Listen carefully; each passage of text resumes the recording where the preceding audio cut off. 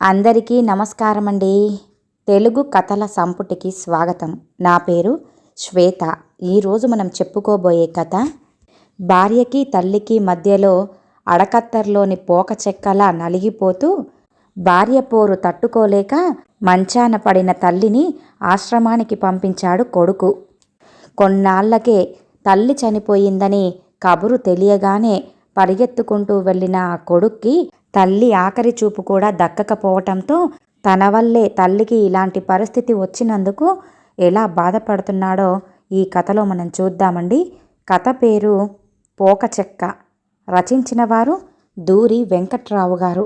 కథలోనికి వెళ్ళే ముందు మన ఛానల్ని మొదటిసారిగా చూస్తున్న వారైతే సబ్స్క్రైబ్ చేసుకోవడం మర్చిపోకండి. కథను పూర్తిగా విన్న తర్వాత లైక్ చేయడం, షేర్ చేయటం అస్సలు మర్చిపోవద్దండి. ఇంకెందుకండి ఆలస్యం, కథలోనికి వెళ్ళిపోదాం. అర్ధాంతరంగా ఆఫీస్ నుంచి వచ్చిన భర్తను చూసి విస్తుపోయింది మానస. టిఫిన్ బాక్సు బల్ల మీద పడేసి గదిలోకెళ్ళాడు శంకరం. బాక్సు తెరచి చూసింది. టిఫిన్ ముట్టుకున్నట్లుగా లేడు. పెట్టిన పలహారం పెట్టినట్లుగానే ఉండటంతో చివుక్కుమంది ఆవిడ మనసు. శంకరం బ్యాగులో బట్టలు సర్దుకుంటూ ఉండడం చూసి క్యాంపుకి వెళ్తున్నారా అంటూ అడిగింది. అవునన్నట్లుగా తల ఊపాడు శంకరం. ఇప్పుడే వెళ్ళాలా? అమ్మ పోయిందట. ప్రేమ సమాజం వాళ్ళు టెలిగ్రామ్ ఇచ్చారు. ఏమీ మాట్లాడలేదు మానస. తన మాటలకు ఆవిడ ఏమాత్రమూ స్పందించకపోవటంతో నొచ్చుకున్నాడు శంకరం. అమ్మ తనకేనా అమ్మ? ఆవిడకేం కాదా? మెట్టినింట్లో అడుగుపెట్టిన మగువకు అత్తయ్యే మాతృమూర్తి అంటారే, మరి ఆ భావన ఈమెలో ఈశాన్ మాత్రం కూడా కనపడడం లేదే? అల్లల్లాడిపోయింది అతడి హృదయం. బ్యాగు పుచ్చుకొని గుమ్మం దాటాడు. ఎక్కవలసిన ట్రైన్ ప్లాట్ఫామ్ మీదనే ఉంది. టికెట్లు తీసుకొని ట్రైన్లో కాలు మోపాడు. భారంగా కదిలింది బండి. కిక్కిరిసిన జనంతో నెమ్మదిగా బయలుదేరిన రైలు వేగం పుంజుకోవటానికి ఎంతోసేపు పట్టలేదు. తరలిపోతున్న తరుల్ని గిరుల్ని గమనిస్తూ గేటు వద్దే నిలబడిపోయాడు శంకరం. అంతకంటే వేగంగా అతడి మస్తిష్కంలో ఆలోచనలు సుడులు తిరుగుతున్నాయి. రాజేశ్వరమ్మ భర్త రాజారావు ప్రభుత్వ ఉద్యోగి. ఆయనకు 2 కూతుళ్ళు. ఆ తర్వాతే పుట్టిన ఏకైక మగపిల్లాడు శంకరం.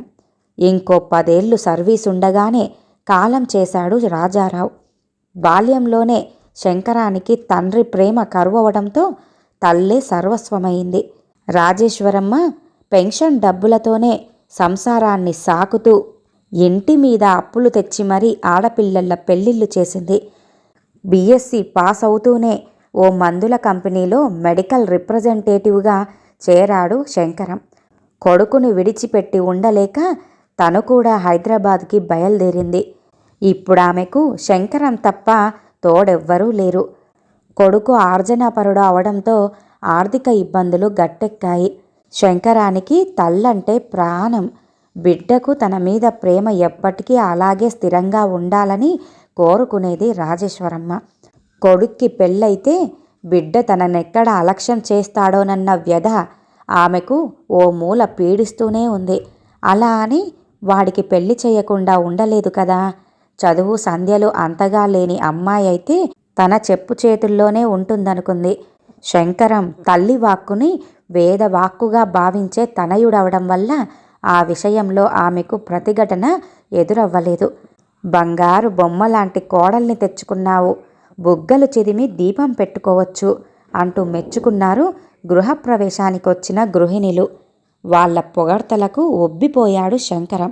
పైగా తల్లి ఏరుకోరి తెచ్చుకున్న పిల్ల అవ్వటం వలన వారి మధ్య కలతలకు తావుండదని తలచాడు. జీవితమంతా సంతోషంగా గడిచిపోతుందని భ్రమపడ్డాడు. అవి పెళ్ళైన తొలి దినాలు. ఫస్ట్ షోకి వెళ్దామని చెప్పి ఆఫీస్కి వెళ్ళిపోయాడు శంకరం. సాయంత్రం 5 అవ్వకుండానే సింగారించుకొని కూర్చుంది భార్య మానస. ముగ్గురికి 3 టికెట్లు పట్టుకొచ్చాను, త్వరగా తెములు, సినిమాకెళ్దాం అంటూ తల్లిని కూడా తొందర పెట్టాడు శంకరం. ఆఫీస్ నుంచి వస్తూనే మానస ఉత్సాహం నీరు కారిపోయింది. పానకంలో పుడకలా కొత్త దంపతుల మధ్య ఈవిడెందుకు? పెళ్ళాం రాగానే తల్లిని మర్చిపోయాడు అనుకుంటాడేమోనని మాట వరసకు పిలిచుండొచ్చు. ఆ మాత్రానికే తగుదులమ్మా అనుకుంటూ బయలుదేరాలా ఈవిడగారు అనుకుంది మానస. ఆ మాటే సినిమా హాల్లో తన పక్కనే కూర్చున్న భర్త చెవిలో పడేసింది మానస. శంకరం నవ్వి ఊరుకున్నాడు. ఆ నవ్వు చూసి ఒళ్ళు మండిపోయింది మానసకి. ఆ రోజే కాదు, ఏ రోజు శంకరం భార్యను ఒంటరిగా ఎక్కడికి తీసుకెళ్లిన పాపాన పోలేదు. మొగుడుతో కలిసి స్వేచ్ఛగా తిరుగుదామన్న కోరిక ఆమెలో కోరికగానే మిగిలిపోయింది. అంతవరకు ఎందుకు? ఏ పండక్కైనా చీరలు ఎంపిక చేయడానికి కూడా ఆవిడే ఉండాలా?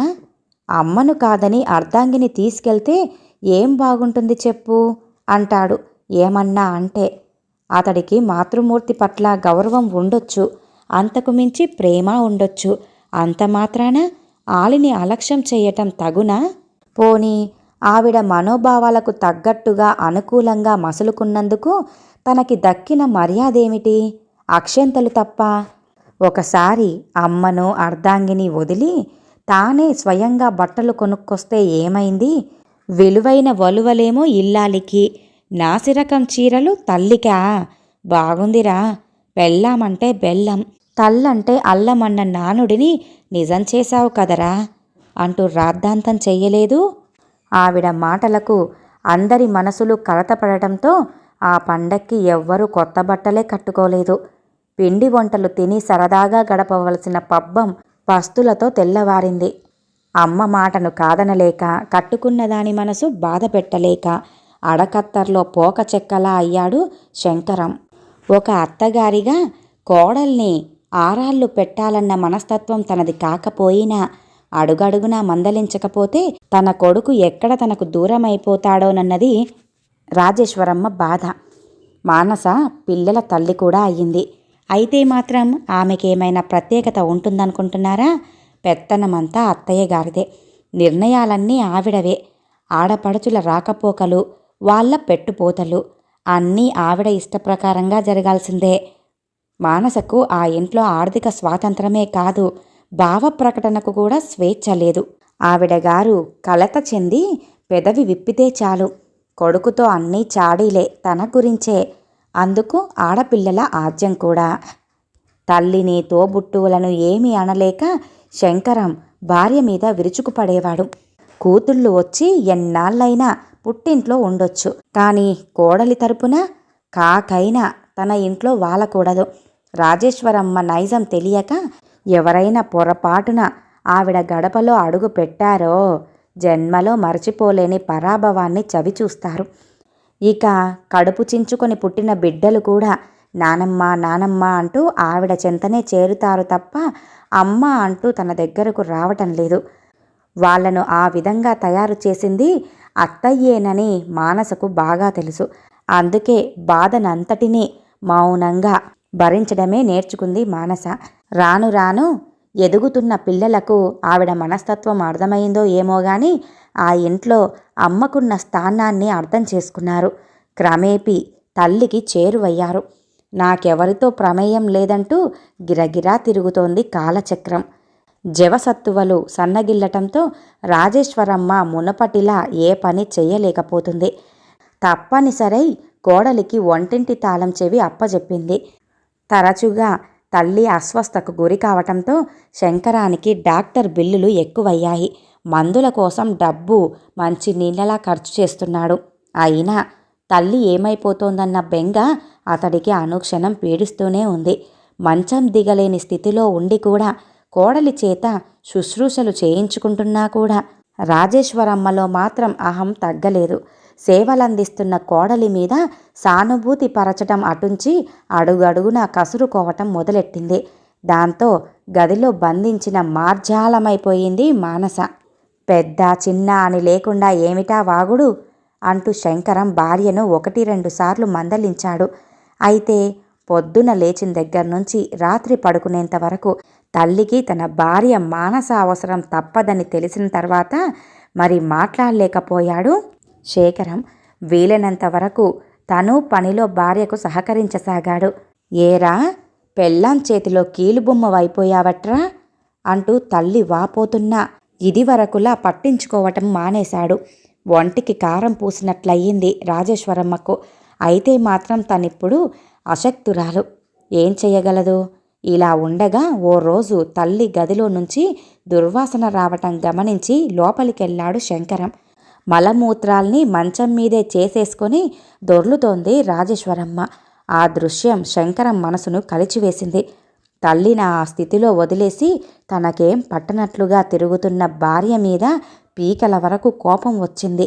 అంతలోనే ఆ ముందు రోజు మానస రోషంతో పలికిన పలుకులు గుర్తుకొచ్చాయి. కోడల్ని కన్న కూతుర్లా చూసుకోగలిగిన నాడు ఏ కోడలైనా అత్తని అమ్మ కంటే మిన్నగా చూసుకుంటుంది. కానీ ఇన్నాళ్ళు మీ అమ్మ నన్నొక పురుగులా చూసింది. అడుగు అడుగునా నా కోరికలకు తెరవేస్తూ నన్నో జడ పదార్థంలా మార్చింది మీ అమ్మ. అయినా భరించాను. ఇప్పుడు కాటికి కాళ్ళు చాచి లేవలేని స్థితిలో ఉన్నా కూడా ఆమెకు అహంకారం తగ్గలేదు. సమయానికి సేవలు అందించటం లేదని నా మీద రుసరుసలాడుతోంది. అయినా అవన్నీ పట్టించుకోకుండా ఆమెకు సపర్యలు చేస్తున్నానంటే అందుకు కారణం నేను మీకు భార్యనైనందుకు, ఆవిడ మీకు కన్నతల్లి అయినందుకు. అది గుర్తుంచుకోండి అంది భార్య.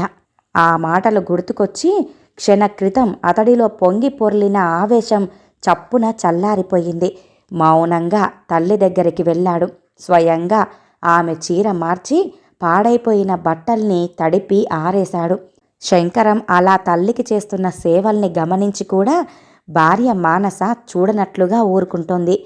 శంకరం ఒక రోజున, అమ్మా చచ్చిపోమ్మా, బతికుండి నరకం అనుభవించే కంటే నువ్వు చచ్చిపోవటమే మంచిది. ఇప్పుడు నేను ఇంట్లో ఉన్నాను కాబట్టి సరిపోయింది. నిత్యం నిన్ను కనిపెట్టుకు చూడటానికి నాకెలా అవుతుంది? నేను అత్తయ్యను అన్న అహంకారంతో మానసను దూరం చేసుకున్నావు. మాటలతో ఆమె మనసును గాయపరిచావు. విరిగిపోయిన ఆమె ఎదను ఎలాగూ మార్చలేవు. కనీసం ఏనాడైనా ఆ మనసును అతికించగలిగావా? దానికి ప్రయత్నమైనా చేశావా? అదీ లేదు.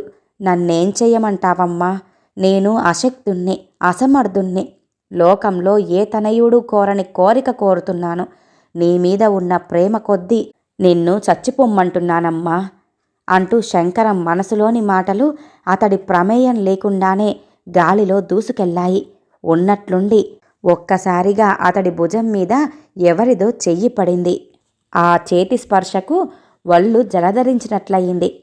వెనుదిరిగి చూశాడు శంకరం. శేషారావు. నువ్వా శేషు? ఎవరో అనుకున్నాను. ఎప్పుడొచ్చావు అంటూ పెదవులపై చిరునవ్వు పులుముకుంటూ మిత్రుణ్ణి పలకరించాడు శంకరం. నేను ఎప్పుడొస్తే ఏం గాని నీ మనసులో గూడు కట్టుకున్న బాధను వినగలిగాను. నీ కోరికను ఎవరూ హర్షించరు. అమ్మను చూసుకోవటానికి ఇంట్లో అవనప్పుడు ఏదైనా నర్సింగ్ హోంలోనైనా జాయిన్ చెయ్యొచ్చు కదా. అంతే తప్ప జన్మనిచ్చిన తల్లిని చచ్చిపోమనటం న్యాయం కాదు అన్నాడు శేషారావు. లేదు శేషు, ఎక్కడా ఆమెకు సుఖం ఉండదు. అయిన వాళ్లే ఆమెను పట్టించుకోనప్పుడు ఇక పైవాళ్ళు మాత్రం ఏం చూసుకుంటారు? విదేశాల్లో మాదిరి ఇక్కడ కూడా ఓల్డేజ్ హోమ్స్ లాంటివి ఉంటే ఎంతో బాగుండేది. అలాంటి సదుపాయాలు లేకపోవటం ఇక్కడ మన వృద్ధులు చేసుకున్న పాపం అన్నాడు శేఖరం. ఆ మాట అంటే నేను ఒప్పుకోను. వృద్ధుల సంక్షేమం కోసం ఈనాడు మన దేశంలో ఎన్నో స్వచ్ఛంద సంస్థలు పాటుపడుతున్నాయి. నా మాట విని ఆవిడను విజయనగరం తీసుకెళ్ళి ప్రేమ సమాజంలో చేర్పించు. అక్కడ వాళ్ళందరూ ఆమెను కంటికి రెప్పలా చూసుకుంటారు అంటూ సలహా ఇచ్చాడు శేషారావు. మిత్రుడి సలహా విన్న తర్వాత ఆమోదయోగ్యంగా తోచింది శంకరానికి. మరో ఆలోచనకు తావివ్వకుండా తల్లిని తీసుకొని విజయనగరం బయలుదేరాడు. ఇప్పుడు మళ్ళీ తల్లినే తలుచుకుంటూ ప్రేమ సమాజం ఆవరణలో అడుగుపెట్టాడు శంకరం. ఓ ఆయా ముసలావిడ చెయ్యి పట్టుకుని జాగ్రత్తగా బాత్రూం వైపు నడిపిస్తోంది. మరో డాక్టర్ మంచి మంచి మాటలు చెబుతూ ఓ వృద్ధుడి చేత మందుని తాగిస్తున్నాడు. శంకరం కళ్ళు చెమ్మగిల్లాయి. అడక్కుండా సేవలందిస్తున్న వీళ్ళందరూ కూడా ఆ వృద్ధులకు ఏమవుతారని? ఏ బంధం వాళ్ళ చేత ఈ పనులను చేయిస్తోంది? డబ్బా? నేను ఒప్పుకోను అంటుంది అంతరాత్మ. కేవలం పైకం కోసమే అయితే వాళ్ళు అంతగా శ్రద్ధ కనపరచలేరు. వారిలో సేవా దృక్పథం అనేది ఉంది. అంతకు మించిన త్యాగభావన ఉంది. చెమర్చిన కళ్ళను కర్చీఫ్తో ఒత్తుకుంటూ కార్యదర్శి గదిలోకి వెళ్ళాడు శంకరం. దళసరి కళ్ళద్దాల నుంచి ఎవరు అన్నట్లుగా చూశాడు కార్యదర్శి సత్యారావు గారు. నేను రాజేశ్వరమ్మ గారి అబ్బాయి శంకరాన్ని. మీ టెలిగ్రామ్ అందుకొని అంటూనే ఆపాడు శంకరం. సారీ మిస్టర్ శంకరం, మీరు వస్తారనుకోలేదు. అందుకే ఇవాళ ఉదయమే ఆవిడకు అంత్యక్రియలు జరిపించాము అంటూ నొచ్చుకుంటున్నట్లుగా అన్నాడు సత్యారావు. మీ తొందరపాటు చర్య వల్ల నా కన్నతల్లి కడసారి చూపుకి నోచుకోలేకపోయాను అంటూ నిష్ఠూరంగా పలికాడు శంకరం. ఓహో అవునా, తల్లి మీద మీకంత ప్రేమే ఉంటే అనుకున్నట్లుగా నెల నెల డబ్బు పంపేవారే, మరి పంపలేకపోయారే? మీరు డబ్బు పంపనంత మాత్రాన ఆమెను మేము గాలికి వదిలిపెట్టామనుకుంటున్నారా? అందుకే కడదాకా కంటి రెప్పలా కాపాడుకుంటూ వచ్చాం. ఇక డబ్బే కట్టని వాళ్ళు వచ్చి దహన సంస్కారాలు చేస్తారా అని ఆలోచించి ఈరోజే ఆ కార్యక్రమాన్ని పూర్తి చేశాం. అయినా అన్నీ ఉండి కూడా అన్నం పెట్టడానికి మనస్కరించని మీకు ఆవిడను చివరి చూపు చూసుకునే అర్హత కూడా లేదు అంటూ కటువుగా ఉన్నాయి సత్యారావు మాటలు. ఏమిటండి మీరంటున్నది? నేను మీకు డబ్బు పంపలేదా అంటూ ఆశ్చర్యంతో పాటు ఆగ్రహాన్ని కూడా వెలిబుచ్చాడు శంకరం. అంటే మేము మీకెలా కనిపిస్తున్నాం అంటూ తీక్షణంగా చూశాడు సత్యారావు. సారీ, ఇంకేం మాట్లాడాలో తోచక బయటపడ్డాడు శంకరం. పట్టు విదిలిస్తే రేగిన తేనెటీగల్లా ఆలోచనలు అతడి ముసురుకుంటున్నాయి. నెల నెల తను డ్రాఫ్ట్ తీసి పంపమని ఇచ్చిన డబ్బు ఏమైంది? మానస అంత నీచానికి దిగజారుతుందా? ఆ ముక్కే ఇంటికి రాగానే మండిపడుతూ అడిగాడు భార్యను. ఆవిడ మీకు కన్నతల్లైతే నాకు మాతృ సమానురాలు. నేనంత పాపానికి ఒడగడతానని మీరెలా అనుకుంటున్నారు? నా అవసరం ఆమెకు అర్థం అవ్వాలనే ఉద్దేశంతోనే నేనలా ప్రవర్తించాను. అంతలోనే మీరు ఆవిడకు సేవలు చేసి నేను వద్దంటున్నా వినకుండా ప్రేమ సమాజంలో చేర్పించారు అంటూ ఆవేదన నిండిన స్వరంతో అంది మానస. అది సరే, ఆమెకు పంపమని ప్రతి నెల నేను నీకిచ్చిన సొమ్ము ఏమైంది? రెక్కలొచ్చి ఎగిరిపోయిందా అంటూ అడిగాడు శంకరం. క్షమించండి బావగారు, ఆ పాపం నాది. ఇందులో అక్క ప్రమేయమేమీ లేదు. డ్రాఫ్ట్ తీసి పంపమని నా చేతికిచ్చిన డబ్బుని నా అవసరాలకు నేనే వాడుకున్నాను అన్నాడు అవినాష్. తమ్ముడి మాటలకు కోడె త్రాచులా లేచింది మానస. పాపాత్ముడా, ఇది నీ పనా? ఉద్యోగం సద్యోగం లేదు కదా అని జాలిపడి నిన్ను చేరదీస్తే ఇంత ఘాతుకానికి పాల్పడతావా? నువ్విక్కడ ఒక్క క్షణం కూడా ఉండడానికి వీల్లేదు. ఇక్కడ్నుంచి వెళ్ళిపో. నీ ముఖం నాకెప్పుడూ చూపించకు అంటూ గర్జించింది ఆవిడ స్వరం. జరిగిందేమిటో తెలుసుకోకుండా భార్యను అనుమానించి అవమానించినందుకు లోపల బాధపడ్డాడు శంకరం. వెంటనే నన్ను క్షమించలేవా అన్నట్లుగా ఆమె కళ్ళల్లోకి దీనంగా చూశాడు. మనలో మనకు క్షమాపణలేంటండి అంటున్నాయి ఆమె అమాయకపు నయనాలు. ఈ కథ ఇంతటితో సమాప్తమండి. విన్నారుగా, భార్యకి తల్లికి మధ్యలో పోక చెక్కలా నలిగిపోయిన అతడి మనసు కథ. మరి ఈ కథ కనుక మీకు నచ్చినట్లయితే లైక్ చేయండి, షేర్ చేయండి, అలాగే సబ్స్క్రైబ్ చేసుకొని మన ఛానల్ని ఎంకరేజ్ చేయండి. మీ యొక్క విలువైన అభిప్రాయాలను కామెంట్ రూపంలో తెలియజేయండి. ఇంత మంచి కథను మనకు అందజేసిన దూరి వెంకట్రావు గారికి ధన్యవాదాలు తెలియజేసుకుంటున్నానండి. మరొక మంచి కథతో మళ్ళీ కలుద్దామండి. నమస్కారం.